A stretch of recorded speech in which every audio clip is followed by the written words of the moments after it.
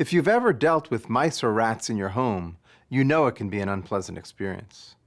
But what you may not realize is that rodent infestations can be dangerous to your health.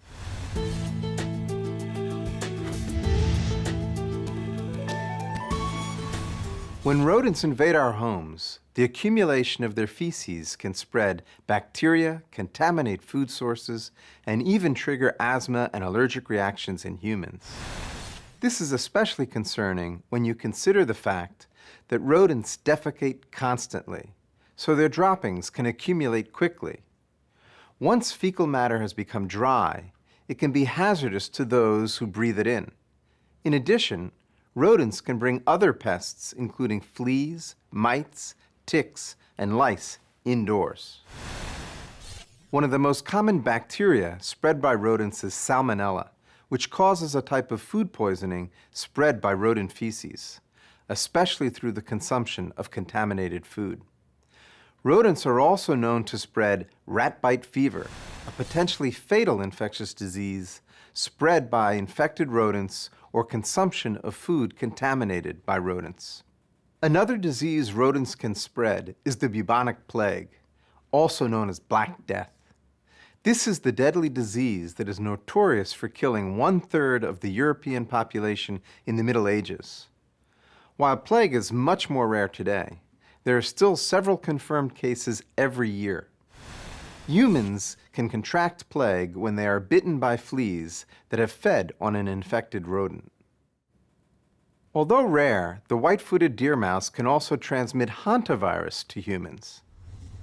This potentially life-threatening disease is spread to humans through exposure or inhalation of infected rodent urine, droppings, or saliva. Recently, 10 people fell ill and 3 died from exposure to deer mice infected with Hantavirus after staying in tent cabins at Yosemite National Park.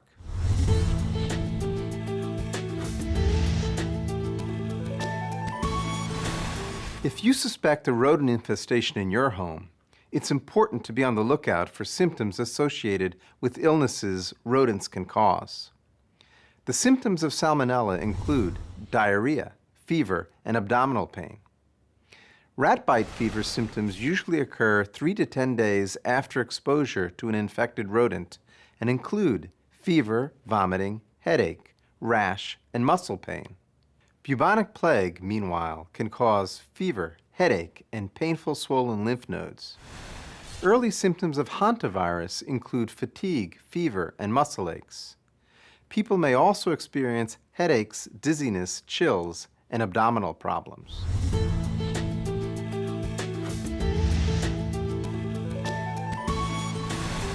If you or anyone in your home displays symptoms or has health issues associated with rodent infestations, seek medical attention promptly.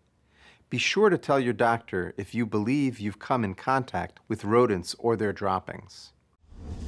Treatment for rodent-borne illness varies depending on the illness and its severity. A doctor may take a blood, urine, or stool test to confirm the illness. Salmonella infections usually resolve in 5 to 7 days and often do not require treatment other than oral fluids to treat dehydration. Rat bite fever and bubonic plague usually require antibiotics and in some cases intravenous fluids. There is no specific treatment or cure for hantavirus infection, but patients often require intensive care where they are placed on mechanical ventilation and given oxygen to help them through the period of severe respiratory distress. It is critically important that anyone displaying symptoms of hantavirus seek prompt medical attention. Most cases of hantavirus are contracted in the spring and summer months, while many people are either camping in cabins or cleaning up their homes, yards, and sheds. Hantavirus infection is characteristically an influenza-like illness, and while some symptoms overlap, there are a few hallmark differences. While both illnesses can become fatal if left untreated, the mortality rate of the flu is roughly 0.1%, while the mortality rate of hantavirus is an alarming 38% of those infected. What's more, while there is a vaccine that can help ward off the flu, as well as an influenza-active antiviral therapy to treat it. There is no known effective treatment or vaccine for hantavirus, making rodent prevention and control both inside the home and out crucial.